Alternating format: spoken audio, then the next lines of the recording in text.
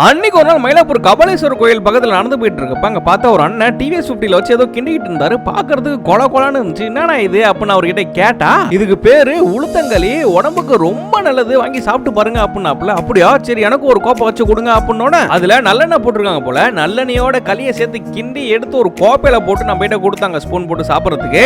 சாப்பிடலான்னு எடுத்தா அதுல இருந்து கம கம கமன்னு ஸ்மெல் வருது. நல்லெண்ணெய் இருக்குல்ல, செக்குல ஆட்டினது, அது போட்டிருக்காங்க போல. சும்மா கும்முன்னு இருக்கு. நல்லெண்ணெய் ஒழுவ அந்த களியை எடுத்து ஒரு வாய் சாப்பிட்டு பார்த்தேன் பாருங்க. அடடடடா, பிரமாதமா இருக்குங்க. களியோட சேர்த்து இந்த வெல்லம் இருக்குல்ல, அதையும் போட்டு அரைச்சிட்டாங்க போல.